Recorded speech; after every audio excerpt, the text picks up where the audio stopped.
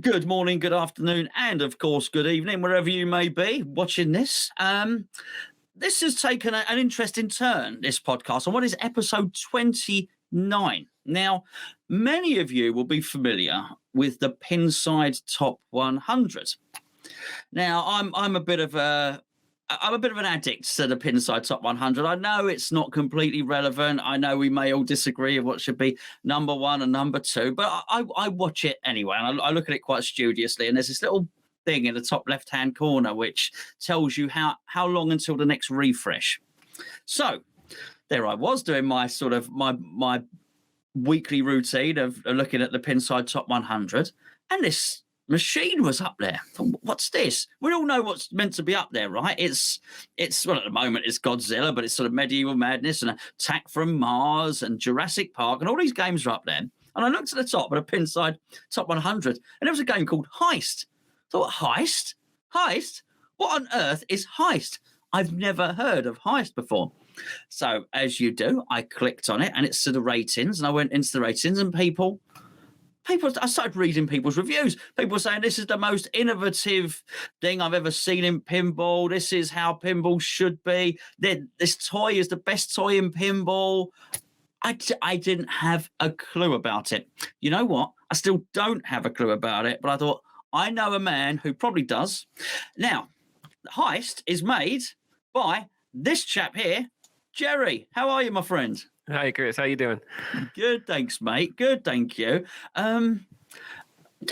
I couldn't believe what I was seeing. So I went this voyage of discovery and looking at your fantastic machine where you can swap in and out Playfield. I mean, I barely know where to start with this. Tell us, before we go into the machine, tell us a little bit about Heist. Tell us about exactly what I saw there. Okay, so Heist is... I'm sure we'll get into the background, but Heist is the latest game from Multimorphic. We actually released it March 2021, right when COVID started getting bad and they started shutting things down. We were going to show it at the Texas Pinball Festival in Texas right then, and I guess it was 2020. 2020, almost 2 years ago. Yes, must have been, yeah. Yes, and they shut it down. No one got to see it in person. We sent it to all of our fans, people that owned the machine, the P3, which is it's a modular system that we can add games to. Heist is this latest game, and people have been playing it mostly in their houses for 2 years. We're excited and looking forward to getting it out more in the public now that COVID is, well, now we're seeing a resurgence a little bit, but hopefully things open up again and we can get this game in front of more people. Were you aware of that when it sort of jumped up to the top of Pinside? I'm sure people were texting you and phoning you up, right, and saying, you're not going to believe what's happened. Heist, we have a Discord channel where a lot of our customers hang out, where some of us and our developers hang out. We talk a lot about people's reviews and opinions and everything. And a few people were posting that we were up to 20 reviews, 23 reviews, 24 reviews. And some people said, get your reviews in because once you get to 25, you're eligible for the top 100. So we knew we were going to be eligible to be shown. We didn't know what position, but it was neat to see it right at the top. And such good reviews. I mean, you must have been delighted, right? Yeah, I mean, we're pretty active with our community, and we knew that everyone who has it loves it. We know that everyone who sees the game in person generally really likes it. So we weren't surprised it was up there, but it makes us feel really good. Absolutely. Well, I mean, there's so much to go through, really. I mean, I want to learn about this modular system, which, for those of you that don't know, I'm going to incorporate some footage here. We're going to pre-record this. I'm going to incorporate some footage so as you guys can see the Playfield coming in and out. Let's just start with the concept first. Because I think you've got to be. It's a hell of an undertaking to build a pinball machine, right, Jerry? Yeah, it's a big thing just to build a traditional pinball machine. Sure. And we took a bunch of new ideas and built them into machines. So yeah, we can start at the beginning if you want. Yeah, I think we should. So, well, okay, let's go. You've obviously had a love for pinball anyway. How did that start? I started in college back in the 90s. I was an avid pool player. I used to play pool after classes almost every day. And obviously pool halls had pinball machines. My friends kind of got me into pinball. I used to spend a lot of quarters on Attack from Mars, Theater of Magic, Medieval Madness. some of the some of the better games from the 90s. Sure. Yeah, well, addictive and good games, and ones that would certainly eat up a lot of your quarters. So, did you go from that, being a student and loving that, to then go? Did you own one? What? Because there's still a big jump from there to starting to build them. What happened there? What was your journey? So I was a computer engineering student major, graduated in 97 with my bachelor's of science. The day I graduated from college, I bought somebody's broken down tri-zone pinball machine with the goal of taking the Playfield, hooking it up to a digital I/O board, writing rules for it on a computer, and making it kind of a new game. Just taking the physical features on the Playfield and developing my own software for it. So I took that Playfield down to Texas, where I got my first job at National Instruments. And National Instruments is a digital I/O company. They do test and measurement stuff. So basically, my boss gifted me a board. I took it home. I put it in my computer. I connected it to this tri-zone Playfield and played a brand new set of rules on this old Playfield. Well, that's amazing. So that's obviously that really is the start of your journey, which explains an awful lot why you went on to do what you eventually did. But were you at that point thinking, well, I like pinball, but it's old, it needs a freshen up? Obviously, or were you just unhappy with the rules? I thought, actually, these rules are rubbish. I want my own. I want to expand the game. Yeah, at first it was just an engineering exercise, something fun to do, a little hobby project. But in 99, I think it was 99, I bought my first, what I would call a real pinball game. It was Theater of Magic. I bought it online. I knew nothing about the community, about eBay sales, about rec.games.pinball, which is a forum where people talked about things. I really knew nothing about that. I just found a dealer, bought Theater of Magic. And oh, by the way, a week later, I bought Attack from Mars. I had these both shipped in from out of state. They both came on the same truck the same day. And that got me started with the bug, the collection story that we all have, and grow our collections, and it grew into something too big. Right? Do you remember how much you paid for your first machine? I don't. I believe it was somewhere in the range of $2,500 to $3,000. Yeah, well, you've got two great starter machines there, really, haven't you? Still have them both. Oh, really?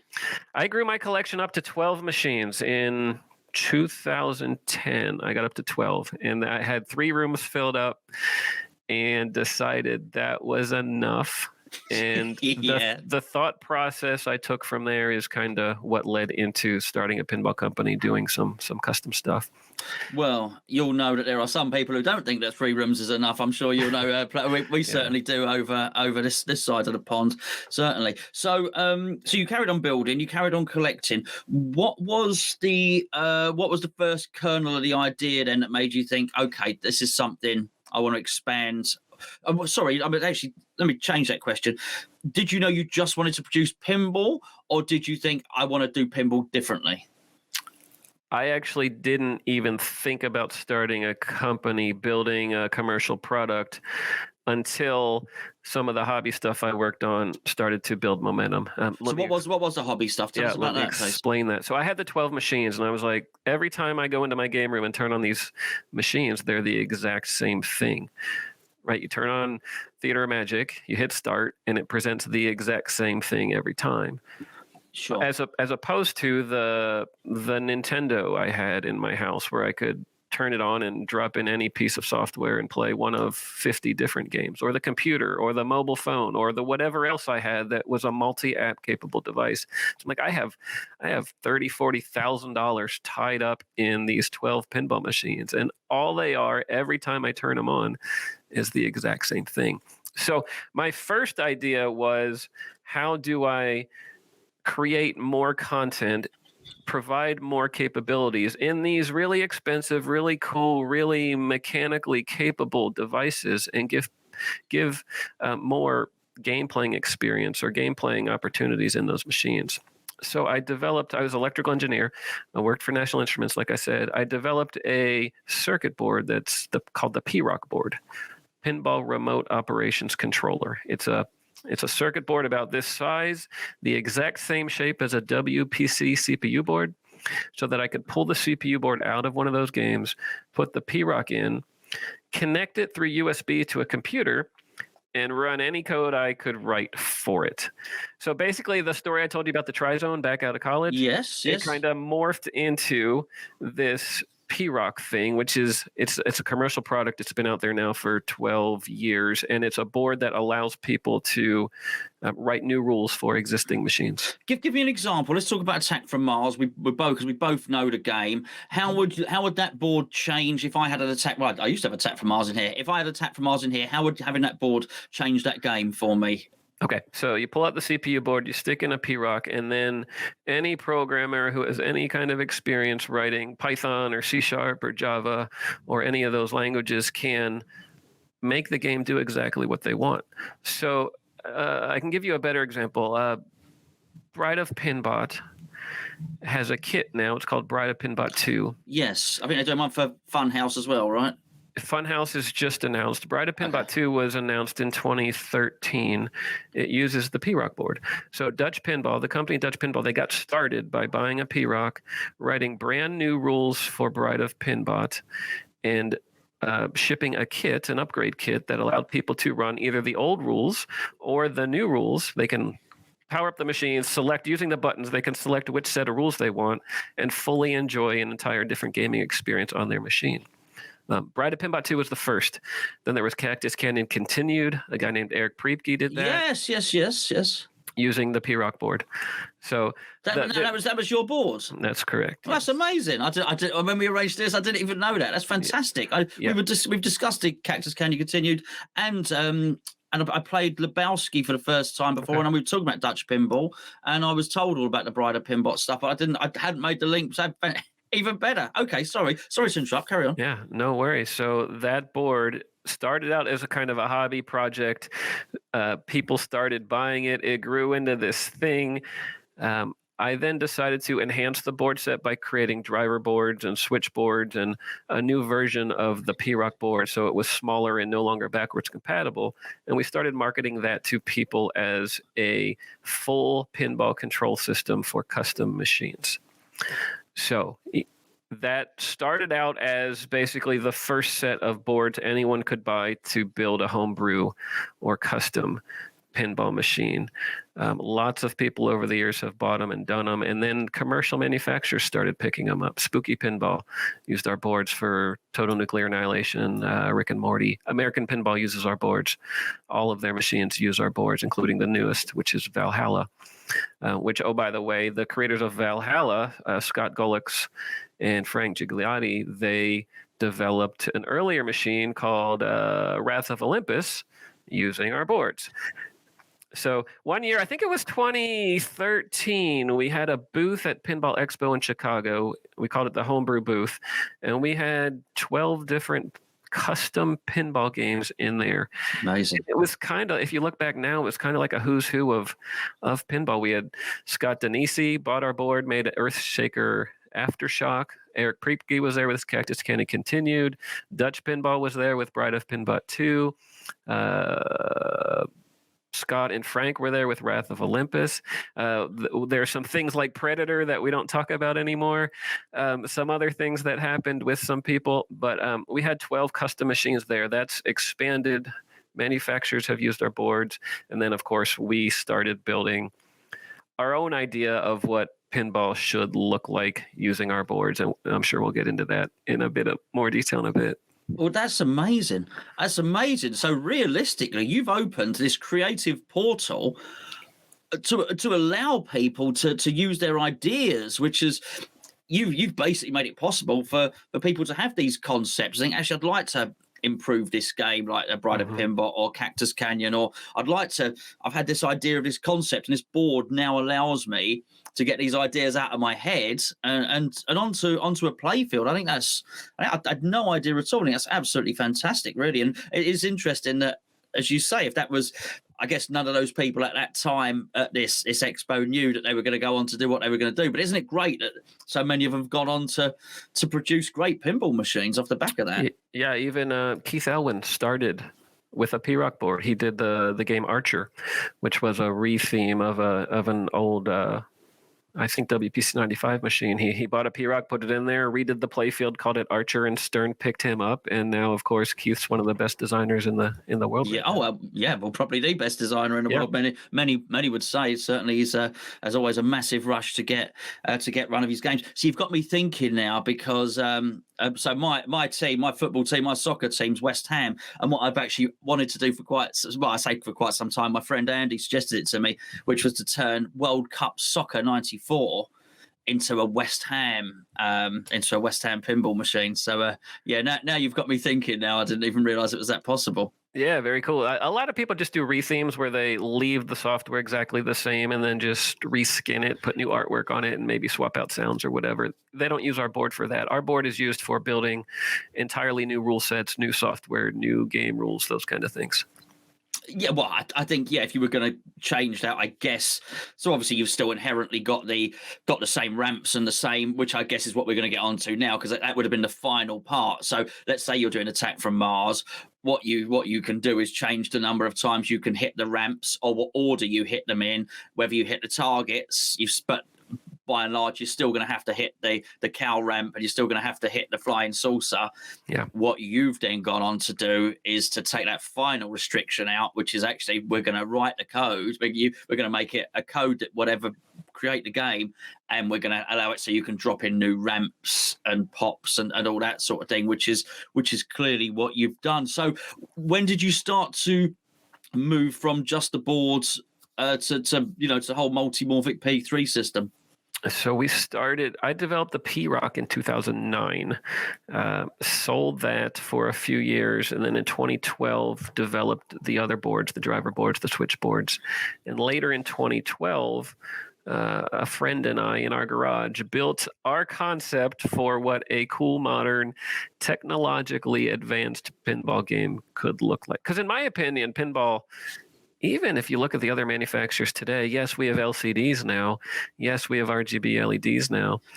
But generally speaking, the pinball machine is the same as it's been for 40 years. Sure. Yeah. So me as an engineer, in my day job, I worked on bleeding edge technology stuff, high speed networking stuff, real time packet inspection, stuff that was brand new, creating new ideas. And I wanted to do something interesting for this industry that hadn't really seen any change in forever. So the concept was, the friend and I built the prototype to have an LCD. Where's my camera? An LCD. It was a 17-inch LCD. We put it in the playfield. We embedded this big display in the playfield between the slingshots and about 2/3 up the playfield. And over top of that, I took infrared emitters and detectors, and I shined light across the playfield in this grid pattern. And as the ball's now rolling over this LCD, it's breaking beams of light. And software can detect which beams are being broken and what the pattern is. It's triangulating where the ball is with the beams. Right. So it's tracked just like your finger on an iPad. The iPad knows where your finger is. That's what we did for this first prototype.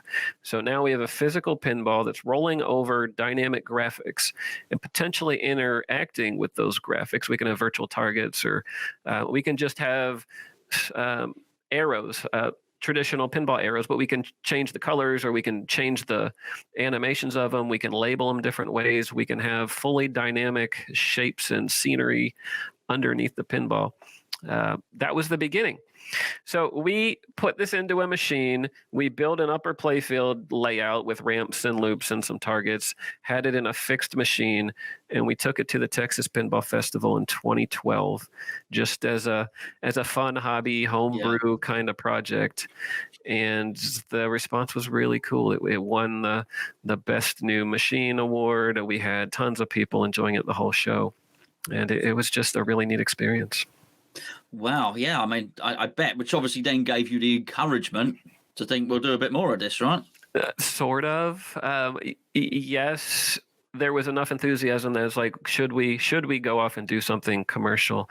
I was hesitant because I'd been in the tech industry and I know what kind of money it takes to build a product and to do it in a commercial way and support it and have the infrastructure to do all the logistics and all that stuff. I had this conversation with some relatives of mine, an aunt and uncle who lived fairly close, and said, yeah, this is a cool thing, but it would just cost way too much money. We'd need investors to come in and help us. And like 3 weeks later, my aunt called me and said, you said you would do this if you found money.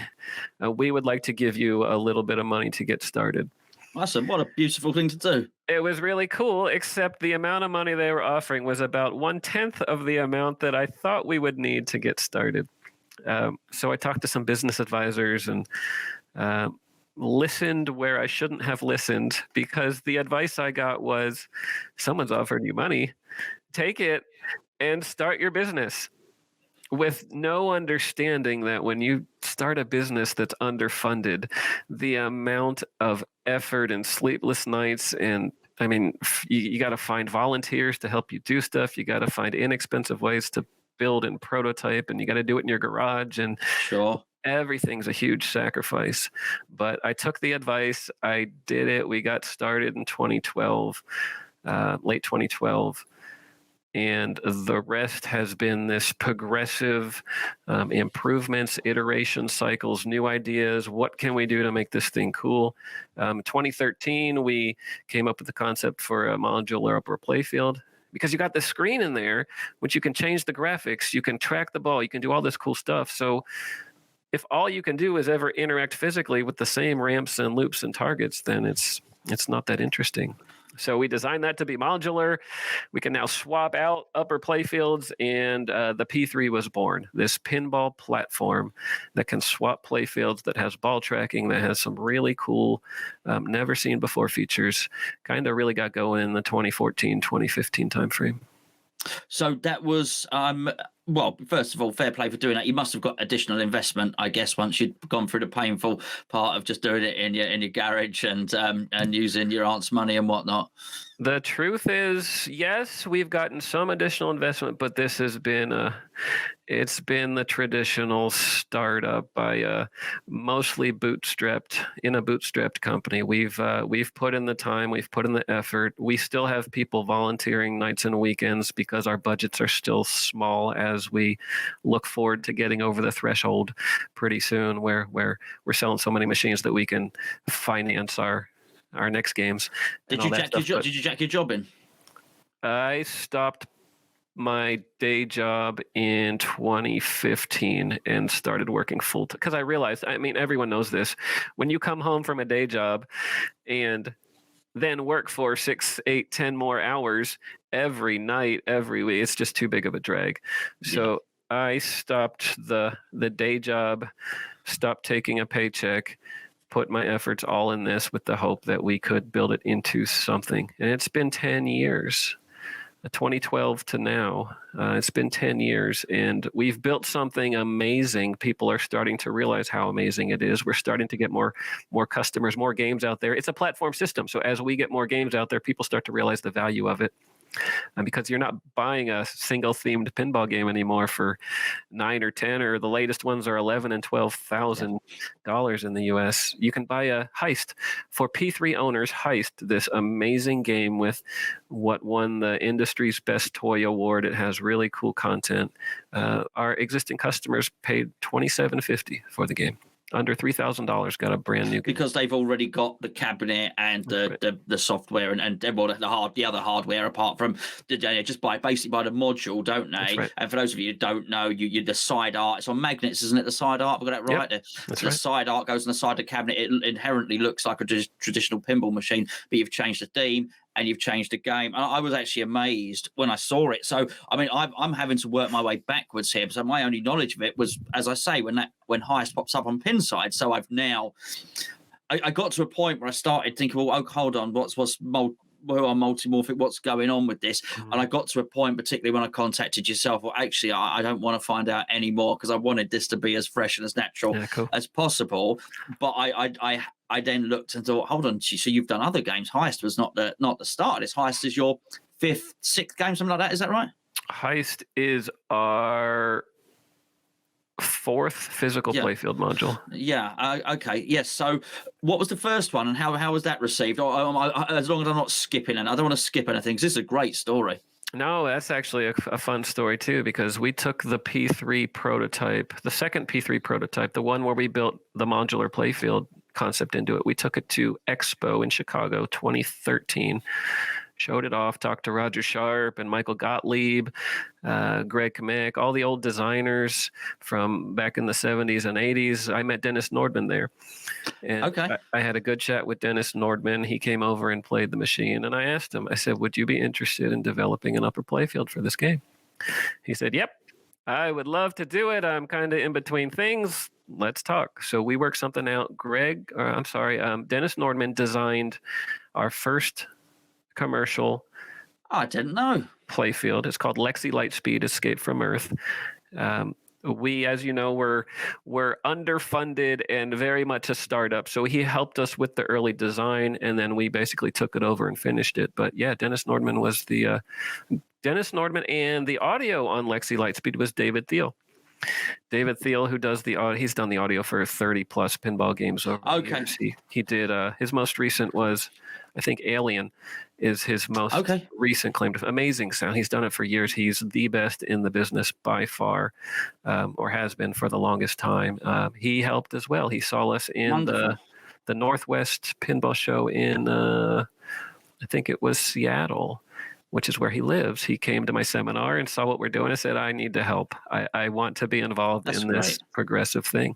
So Lexi Lightspeed was our first game. We pre-sold it in 2013, 2014. We got a handful of people to sign up sight unseen to the P3, the platform, back in the heyday of pre-orders, really.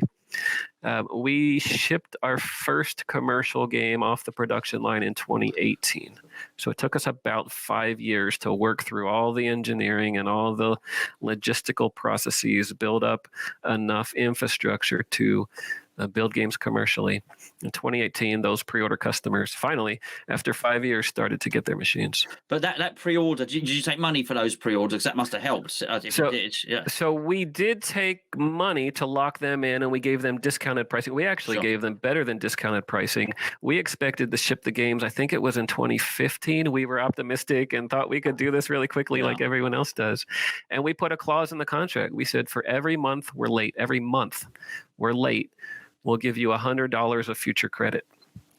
And we were like 3 or 3.5 years late. So we gave all of those pre-order customers, I think it was 36 months times $100 of credit in our store, which it's fine for us because we have additional content that comes out periodically and they can take advantage of that. But and they were there at the start as well, which is nice, which has obviously given you a little bit of funding to help sort of get you over the line, hasn't it? So that's and how was that received then when you, because that's the first modular concept, and at this point, clearly because you've made a modular unit, you know that you're going to be doing more to slot in the future. How was that received?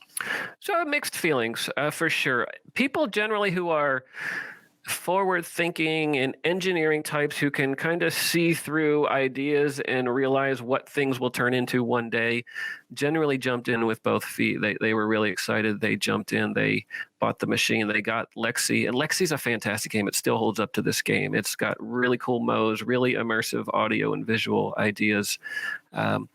But the general community was very hesitant to accept this thing that had a lot of video in the playfield. It had a modular thing that's more in the back. And so you have the 2/3 of the playfield that looks fairly empty.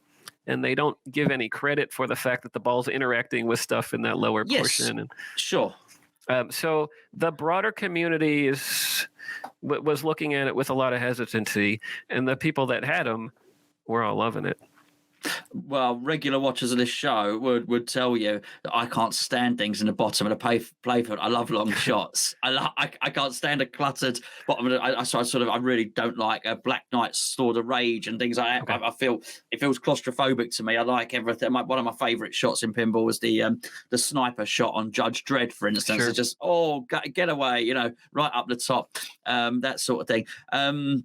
It sort of made sense to me. As soon as I saw it, I thought, wow, look at that lovely open playfield. So basically, for those, look, by the time people are watching this, they would have already hopefully seen lots of clips as we've been talking anyway. But that sort of bottom half of the playfield is the screen, basically. And when you just see it, sort of, you've got that's all right. No, I mean, please correct me. Go on, correct me on that.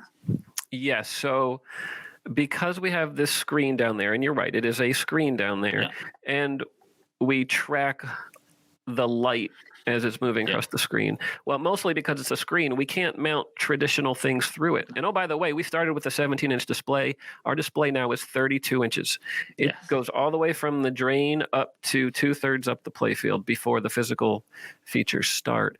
So we can't drill holes through that screen to mount flippers, to mount slingshots, to mount targets, to mount whatever mechanical things you might traditionally have down there. So we came up with new flippers. They float over the surface of the screen. They're remote activated. They have arms that go down lower to coils. I mean, they're still coil activated devices, just like traditional flippers, but they're floating over the surface. We have slingshots that float over the surface. We have side target modules that mount to the side and float over the surface.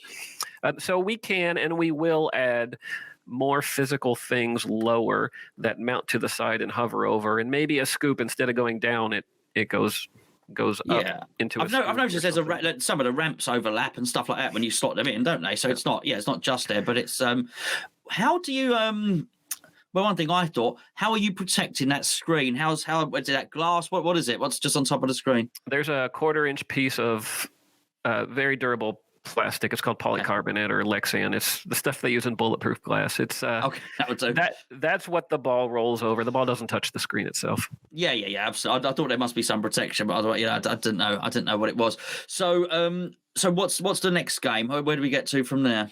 So after Lexi Lightspeed, we came up with what we call a redemption style game. It's called Cannon Lagoon. And my goal was, with Lexi, we have a traditional playfield layout. Dennis Norman designed it with ramps and an 8-ball physical ball lock. It's got a bunch of targets. You're fighting against aliens. You're shooting ramps and loops and scoops and those kind of things. Because this is a modular game system, we wanted to address a lot of different types of gamers. So we started with this traditional style pinball game, Lexi, and we wanted to develop something that would appeal to the kids or non-pinheads or the other people in the family who might have a vote in where the family spends their money. Yeah. So my goal, it's actually, we talked about Scott Golick's over there. He earlier with Wrath of Olympus and Legends of Valhalla. Yeah. He was a P-ROC guy. He was a friend, and he was helping out on some of our artwork and things. And I asked him if he was interested in design, or he volunteered. I don't remember exactly what happened, but I asked him to design some kind of playfield layout that looked like skee ball, the game where you roll a ball on the surface and then it jumps up into a hole. Yes. Sorry. Yeah, absolutely. So a redemption style game, very simple. He came up with 4 or 5 concepts. We picked one and then we tweaked it. And what we wound up with was a layout that all it has is 5 shot lanes, one in the middle, one over, and then on the other side, one over and one over. And behind that, we put a 20-inch LCD. So Cannon Lagoon is a game that has an LCD behind 5 shot lanes, and we put targets on the screen. And the targets move back and forth across the screen. We use pirate ships or crates that are floating in the water or whatever, and you shoot one of the 5 shot lanes, and hopefully that shot lane has a ship or a crate or something behind it. Very simple game, very much redemption style, easy for anybody to walk up to and understand and hit start and play a very intuitive, fun little game. We called that Cannon Lagoon. It's very inexpensive on our store. It's $1,500 for the playfield module and the software and everything else, and that was our second game. So very traditional with Lexi and very non-traditional, very redemption style with Cannon Lagoon. Excellent. And so what year was that when? So I guess if your first one was out in 2018, so you've gone quickly. Well, you've gone really quickly. We had Cannon Lagoon ready to go before we started shipping machines. So we developed Lexi. Dennis helped us. It took a couple years, but we weren't ready to go into manufacturing yet for logistical reasons. So we came out with Cannon Lagoon and Lexi together, and they shipped together in 2018. How do you? Sorry, we'll get to the next game in a minute. How do you distribute in the States? What's your distribution network? Or do you sell direct? How's that work? At the time, we were nobodies. Nobody knew us. We had a crazy concept that people were scared of, and no distributors really wanted to work with us. We did have a couple friends in the industry who also did some sales. So we worked with a couple friends in the U.S. They tried to sell games outside of mostly in the West Coast. We're in Texas, which is central. Sure. But generally speaking, we found people through the forums. We advertised on our website and through Facebook and whatever, and we mostly still sell mostly direct. Okay, I mean, because obviously it's not an easy thing to ship a pinball machine. I'm telling you, but obviously you know this. But at the moment, obviously people have got one. It's far easier to ship the module. That's far easier, right? Than because otherwise it's just one pallet every time, isn't it? With actually, it's a pinball machine is on a pallet. Yeah. That's freight shipment. We ship our Playfields through UPS. It's in a 23 by 23 inch box. It makes a massive difference, I bet. Yeah, for sure. But yeah, logistics is a big problem, and we are continuing to grow our distribution presence. We definitely need to do more of that overseas. We have a distributor in Europe, RS Pinball, Stefan Riedler, who's fantastic. In Austria, I understand it. In Austria. He services a lot of Europe. We've been talking to people in the UK to get a lot of more machines out there. If any of your listeners have a favorite one they want us to talk to, please tell us. But well, there may be a favorite one. There may well be a favorite one. I'll discuss that with you afterwards. Certainly. Sure. I don't want to particularly put anyone on the spot on the podcast. Certainly. I mean, funny enough, just talking about that, you won't particularly know about this. So our biggest fair, our biggest expo, our biggest event of the year is called Pinfest. And in fact, if you look on this channel, you'll see myself running around excitedly at Pinfest. We have a lot of machines there. That sort of happens over the weekend.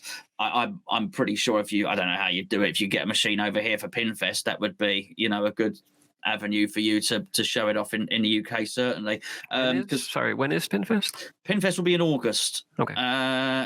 Listen, we'll stay in touch, but the person that runs Pinfest will hopefully be watching this anyway. Is Phil? I could certainly put you two in touch, not a problem at all. But it'd be a really good opportunity for people to see and play your machine, certainly. So, anecdote real quick. One of our first customers, someone who pre-ordered in 2013, was a gentleman in the UK. He saw the machine. He wanted to buy in. We shipped him a machine. There's a few in the UK now, all in private residences. But yeah, it'd be nice if we could get a bunch in the hands of a distributor, and then they could take it to more shows. Sure. Well, I'll say this now: if anybody's got one, I don't mind me coming around the house with a camera. Let me know, because I'd like to do a video on one and play one. More importantly, sure. So then we're into. So what's the next? Because this is once you've. I know you said you were in development with the second game before you fully released not just the module but the whole game itself before you went into production and shipping. But after that, you must have gone really quickly. But I'm guessing it's a lot less. It's like not having to reinvent the wheel every time, because the basics of the cabinet and everything is there and the boards are all done and you're having this module. You're basically I don't want to belittle it, because obviously you've got to do the software. Somebody's got to do those wonderful graphics that you've got as well. But it's surely easier to do that with just a module and design the whole playfield from scratch, if inherently the flippers are always in the same place and so on and so forth. It's got to help you from a design perspective.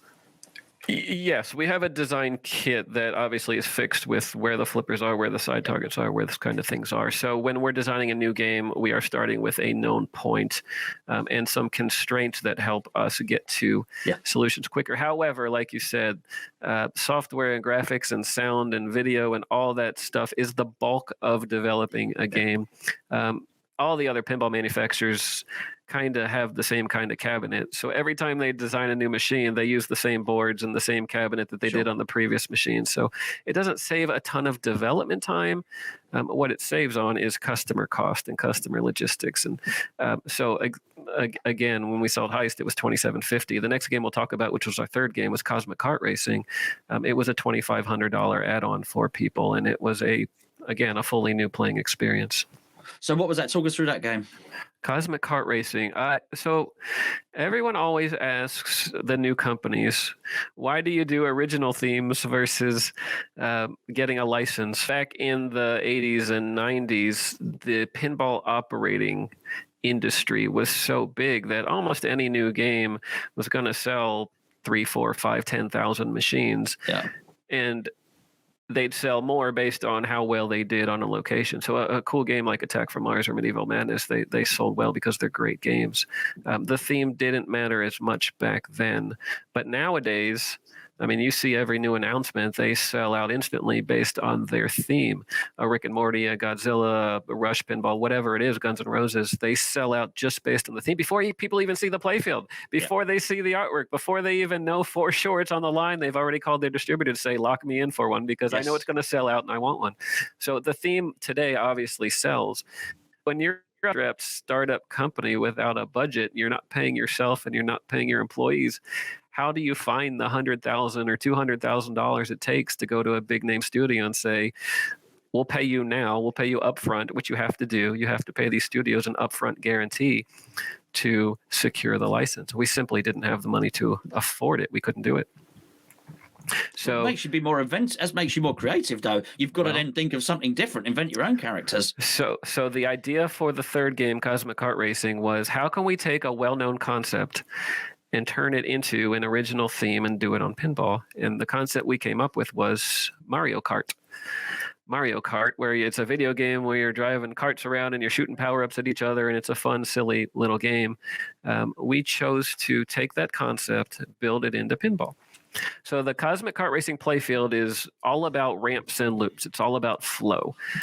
We chose to locate it in space.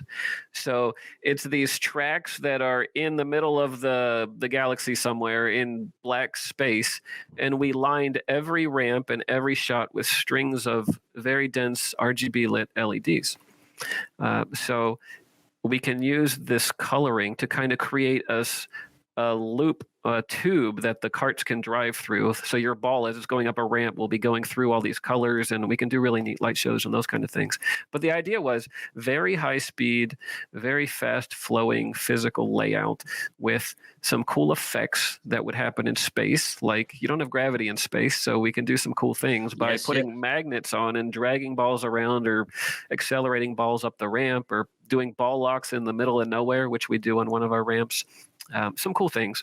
And then on the graphics side, on the playfield below the physical stuff, we actually show your cart racing on a virtual version of the track.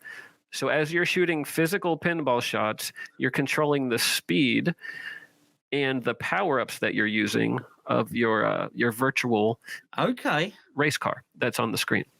I like the simplicity of that. I really like the simplicity of that. Sounds simple, but of course reality strikes and you have to develop and you have to create 3D models of cool looking carts and the racetrack and have it be dynamic. And so we leverage a game engine called the Unity game engine, which is a pretty popular software framework for video games. And we use that to help us develop the game graphics on the LCD. But and this was a neat concept because we're trying to connect the physical aspect of pinball with the virtual aspect of a kart racing game.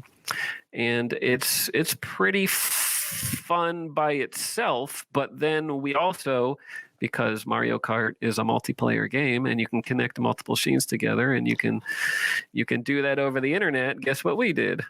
Yes, this is fantastic.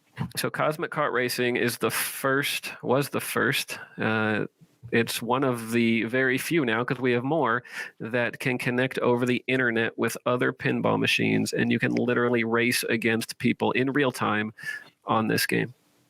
Yeah, I mean that's really dragging it forward into the modern day. I think that's brilliant. But when I mean the simplicity, I don't mean the design.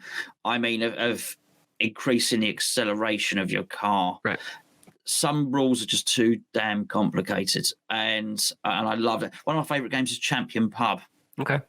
Hit the ball against the big dude. It's a fight. It's so obvious what you've got to do. And for me, a lot of the best games are, one of my favorite features. Spoke about Elwyn on an Elwyn game. It's actually on the T-Rex. If you played Jurassic Park, where you've got actually in the screen, the T-Rex is chasing the truck, and you have to hit the truck to change up to the next gear. That's how you get away from. Okay, I can buy into that. I understand what I've got to do. It's so simple. Keep hitting the ball against the truck, and that makes me get away from the T-Rex. I just like that sort of thing, and sounds like that's got a lot of that in it. Yeah, that's how we started Cosmic Kart Racing. In fact, what we do with these LEDs is we light one or more of the shots with the same color of your track. So you're either red or green or blue, you're on that track, and then we light some of the shots your color. And if you shoot the shots that are lit your color, your kart accelerates more. So it's intuitive. It's very easy to understand. However, the connection between this physical pinball shot mechanism and tying that into the idea of a video game, which is basically you're playing a video game, but with physical shots as your interface to that game. It got a lukewarm reception. Again, people that were big fans of the P3 really loved it. Everyone still loves to play this racing style game over the internet and battle against each other. But we didn't get enough widespread adoption to really justify new people buying the platform just for this game. So we went and developed an entirely new gameplay mode for the game, a fully traditional rule set. We call it career mode, Cosmic Kart Racing career mode. So now you're running jobs, you're collecting money, you're doing all of traditional pinball mode stuff, and we released it for free. Now, when you get Cosmic Kart Racing, you have the ability to play the racing style game, the online game, or this career mode game, which is a more traditional rule set. So you have multiple ways to play this game on your machine.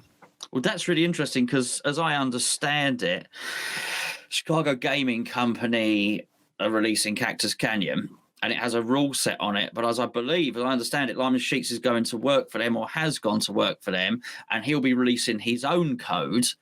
And then that will be an additional purchase. So, I mean, I think that's great that if someone's already bought the module, that you've offered this additional code and this additional game to increase that. But, I mean, what you said there was really interesting, that you didn't feel that the game itself was enough to warrant people buying the whole package, which I guess you mean the cabinet and all of the hardware you need to get started.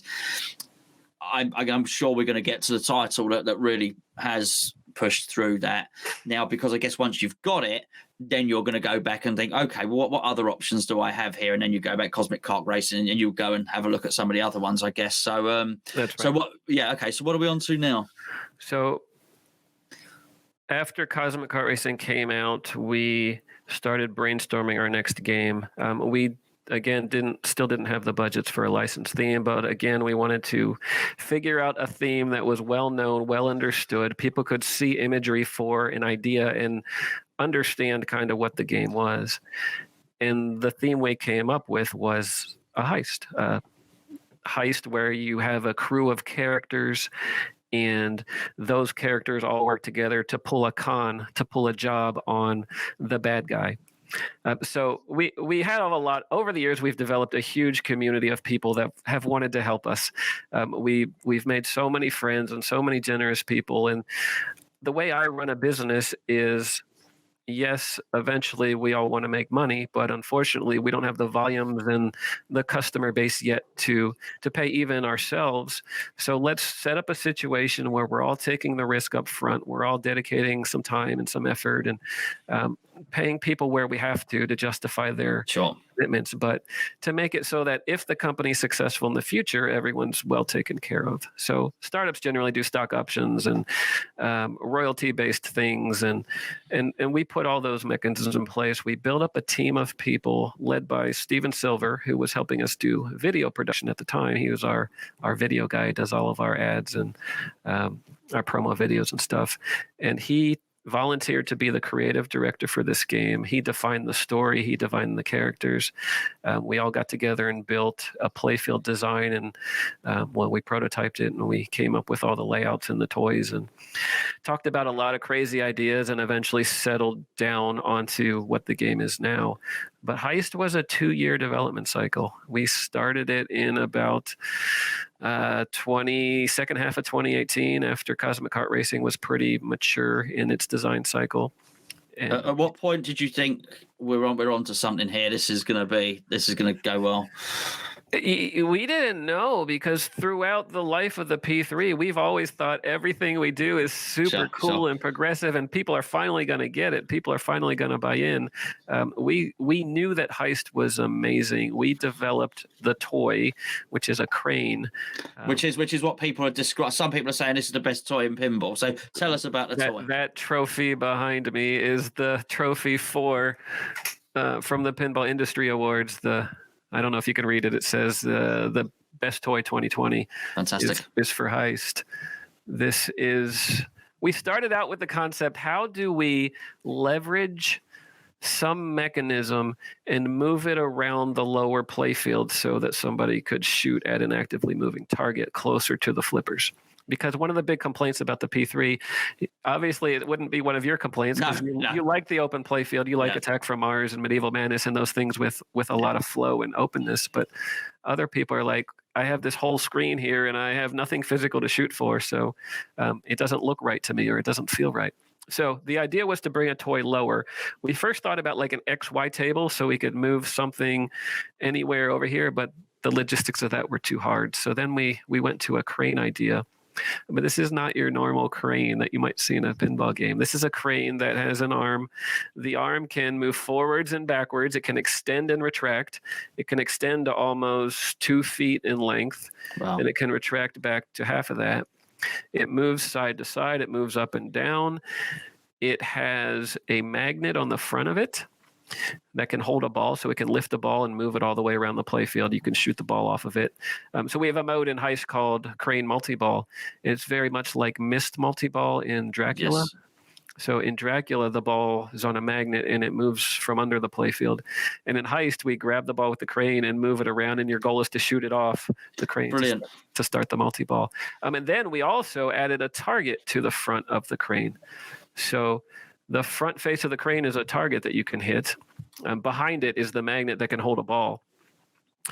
So if it's got a ball, the crane is higher so that you can get to the ball below it. If there's no ball on it, we lower the crane to the surface of the playfield, and that target can move around and be anywhere, and you're aiming for the target itself. You're literally bashing the crane.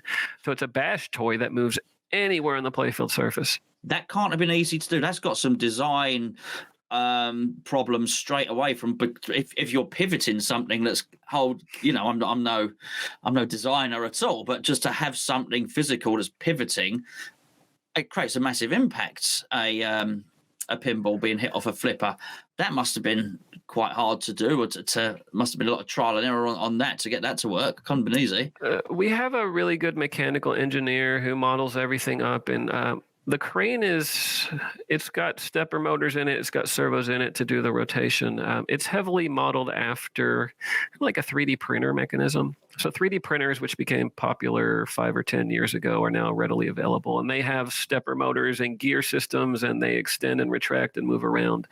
So our setup is similar to that, so that we can use common off-the-shelf parts and leverage existing known well solid and well-defined mechanisms. But yeah, we had to figure out how to balance it, because once you extend it to 2 feet long, and it's mounted in the back, by the way, so once you've got this mount point way back here, it wants to fall down. Of course. So we've got mechanisms in there to keep it balanced. We've got mechanisms tied to software so that we know where the crane is relative to the software below it, so that if you shoot something, you have the things connected virtually and physically. In fact, we have a mode in Heist called the Cat Burglar mode.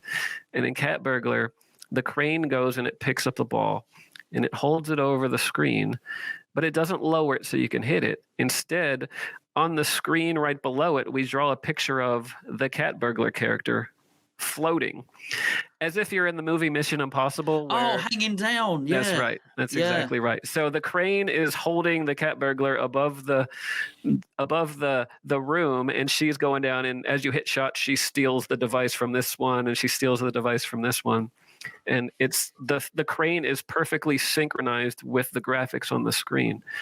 to give you that illusion that you're controlling this dangling cat burglar. Oh, I like this. I really want to play this game. Have I got it right that you bust the team out of jail? Is that right? Or they can be jailed? Did I read that right? Yeah. So the rules are you're trying to collect all 6 characters so you can run a final job against the bad guy. Every time you run a character's mode, if you succeed, the character's on your team. If you fail, if you drain, or if you run out of time, or if you hit a bad shot, then that character's caught by the police and put in jail. So as you're progressing through the game, some of your characters can go to jail, and then you can run what's called a jailbreak multi-ball, where a bunch of balls come out and you try to free your characters. But yeah, once you free all your characters and have tried at least one mode with each of them, then you're eligible for we call it the big final heist, which is the wizard mode where you're battling the bad guy. Do you know what, Jerry? We've spoken about engineering, we've spoken about software, we've spoken about graphics, spoken about sound. But I'll tell you what, listening to that, and it's something that intangible, which I think a lot of the best games have. It sounds like that's fun. And fun that's the one, for me. I do like a fun machine. I spoke about Champion Pub earlier. Champion Pub is a fun machine. My one keeper, the one game I just keep is Deadpool, because it's fun. Okay. And it's funny enough, that's actually, again, it's easy to understand. You hit the ball and then he punches Sabretooth, and then you hit another ramp and he punches him again. So there's that. I know it's different to what you're doing a lot, but there's that you still feel there's a tie-in between what's going on the screen and where you're hitting the balls, which I guess yours is that on steroids, really. That is a very interesting comparison, because what you just described is playing a video game using the physical shot as your interface to that game, which is exactly how I described Cosmic Kart Racing. Yeah, and it just seems right, and it makes sense. And when people come over, it was so easy to explain to, as you say, the people in the family or your friends that are not into pinball, what have I got to do? Well, basically, you're in a fight. You're Deadpool. That's the bad guy. You're going to basically, every time you hit a lit shot, you're going to either kick him or hit him, and you've got to beat him up. And everyone says, okay, yeah, I get it. Whether they can hit the shots doesn't matter, but that's the same for all of us, isn't it, really? So I love the simplicity of that, and I love what you're trying to do with the crossover. I think there's so much. It's amazing, some of the design stuff you're doing, and your team must be incredibly talented to get so many different facets. To, as I say, to the design, to the sounds, to the graphics, to the coding, to the engineering. That's a hell of an endeavor. And I've got to say, a lot of hassle. It can't be an easy thing. A lot of long, sleepless nights, I'm sure, as you mentioned earlier. Yes, and we're still battling. Heist was great, but Heist hit at a time when people couldn't get out and play pinball games. And the P3, which is the name of the system that all these modular games go into and you can play them on, is a machine that people see online and see on videos, and it looks different enough that they can't really form a good opinion on it. They have to touch it and feel it and play it in person before they really understand that, yes, this is physical pinball. This is not a virtual experience. This is me flipping with solid and good feeling flippers up ramps and hitting targets and playing in the themes just like any other game. But oh, by the way, they can add different content. They can change to Cosmic Kart Racing or Lexi or Cannon Lagoon and any of the mini games we developed. Because now that we have 4 physical Playfield modules, people can buy the 4 traditional like pinball experiences with physical stuff. But we also have what we call mini games, which are software add-ons that work with existing playfields that give you just a different playing experience. So for example, a game like ROCS, ROCS, it's a take on the word P-ROC, which was our first controller. But the game itself is basically the video game Asteroids, where you have asteroids floating around the screen and you have a spaceship trying to shoot them. Well, we have rocks floating around the screen. We lift up a whole set of walls which block off. These are physical features that are on the machine that can block. They can block off the top of the LCD so the ball can't roll beyond them. They hit these walls and come back. And so we're basically playing the game Asteroids on the pinball machine using the physical ball as your ammunition. You're flipping at these virtual targets floating around the screen, and that's the game. It's rocks. It's I like that. That sounds very, very simple. And it's another way of utilising the machine that people have already got anyway. I think it's just, you don't need me to tell you, because you're crunched this in your mind a number of times. It's getting that first unit into people's houses. Yeah. And once they've got it, then I'm thinking, okay, what can I do with this? Can I get this module? Or can I get this mini game? Actually does sound fascinating. So what's the future for the P3 then? I take it you must be in development for something else now. We are. Before I jump into that, let me expand on the last point you just made, which is that people, once they have the system, they can add new content to it. The interesting thing about that is our business model and our commitment to our customers is entirely different from every other pinball company out there, because every other pinball company wants to sell their latest game. We all do. But the way they have to do it is you have to free up space or money, a lot of money potentially, to buy the latest $8,000, $9,000, $10,000 game and have a space on your floor to put it.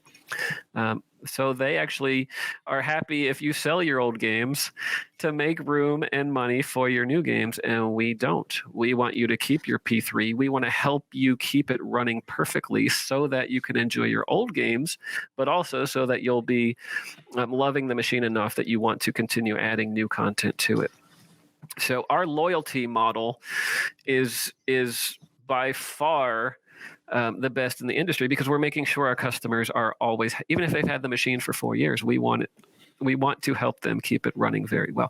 So we are working on the next game. We've announced publicly that it is a licensed theme. We have brilliant. We have negotiated a good deal with a very popular license. We're amazingly excited about it. We've been designing it for a while. It's getting close to announcement time. I was just about to ask, you know roughly when the reveal will be? I do, but I don't want to reveal it. I don't want to say we're not looking at months. We're looking more along the lines of weeks. Now the whole world is messed up right now, right? And we're waiting on parts to come in so we can do the final videos and get final approvals and all that stuff. But as soon as we can, as soon as we've got everything ready, we'll announce it. Scott Denisi's working with us. He's doing the audio for it. We've got Steven Silver doing the creative design of it again. He did a great job on Heist, and this is actually a dream theme of his. So he's doing the creative design of it, and it's something we're incredibly excited about, and it's going to make waves. It's not really something we're even teasing yet, because we're not exactly sure when it's going to hit. So we're not going around telling people it's coming tomorrow, get ready, it's coming. Sure. But it's something that we've been working on a while, and it's something that's really special. Will you make the announcement once you've got units ready to go? Is that what you're waiting for? So yes and no. We're bringing in some number of parts that we can afford to pre-buy. So we will have some number of units ready to go, but generally speaking, we need to see what kind of interest and sales come in before we can afford to go out and buy 500 sets of parts or 1,000 sets of parts or whatever that is. But your parts, just going back to something you said earlier, you try and use as many established parts as you can where possible, rather than having your own made, which I know is an expensive process. Yeah.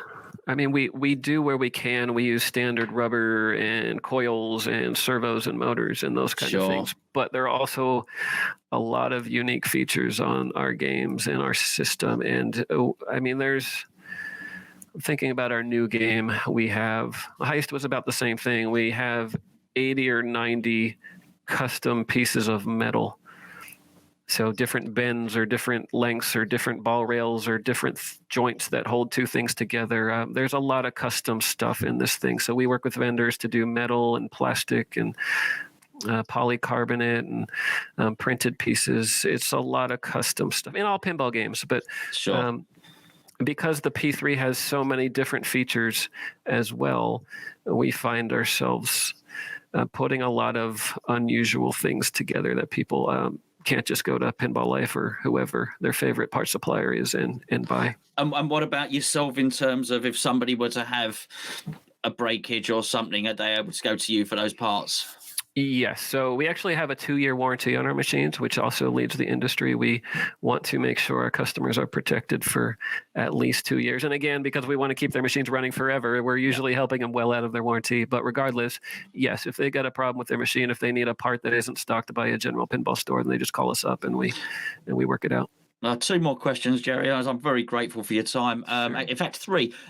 Firstly, how long does it take to swap out a module to get the game going? Don't worry about the art, but just to get a game in and out. And super fast, no tools at all. I can do it in 30 seconds. Wow. A customer, a minute and a half. Wow, amazing. Absolutely amazing. You're well into your journey now. Do you regret starting it? Yes. And no. Excellent. Excellent. I love the job. I love the creative aspects. I love bringing a team together and doing really cool stuff. Yeah. We've had our struggles. I've had many a sleepless night. I have no hair. I would not recommend anyone do this. It looks like there's tons of money to make in the pinball industry. There is not.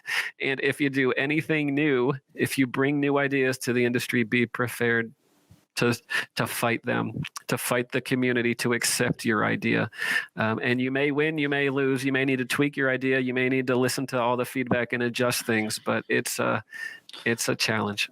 You're dealing with a very, very old hobby. A very old hobby. I'm not a fisherman, but I live near quite a lot of lakes, and I don't know if you know anything about sort of lake fishing. But there's a little while ago they made these radio controlled boats which you could put bait in, and you could basically steer your line out with bait in it, and it would open a trap door in the bottom of the radio controlled boat, and it would drop your bait and the weight and a load of attraction bait with it in exactly the spot.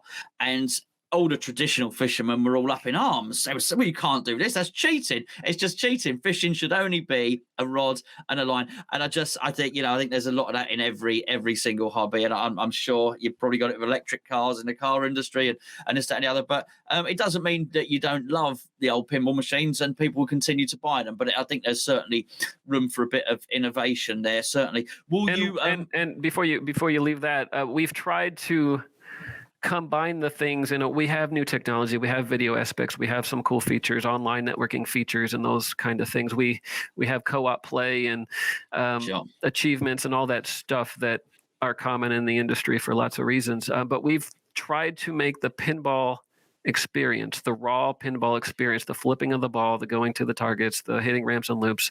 We've tried to be true to what pinball is, and I believe we've been successful to do that. When you play the P3, it is a physical pinball experience, just like you know and love. But and there is a what's the word I'm looking for? A kinetic feedback to hitting a ramp and feeling the machine. So you wouldn't want to lose that anyway. Will you come back and join us when you reveal whatever the new release is? I would love to. Absolutely. Brilliant. Jerry, listen, hang on.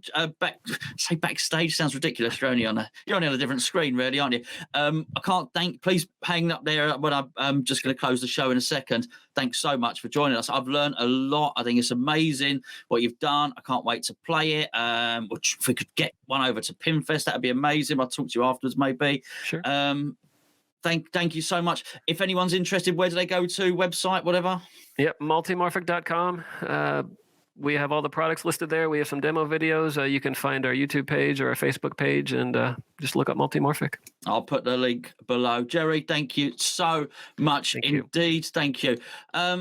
I think it was amazing. That was a really, well, for me, I know a lot of you would have been aware of Jerry and the boards. And as I was talking about it, I was thinking, everybody's going to be saying there he is again. He doesn't know what he's talking about. And I'm sure a lot of you have used the boards. And I'm now thinking about it. I've heard the Bride of Pinball and the Dutch pinball stories before, but I hadn't put the two links together. So I've learned an awful lot about that, which is really what it was all about. Absolutely fantastic guest, Jerry. So I can't thank him enough.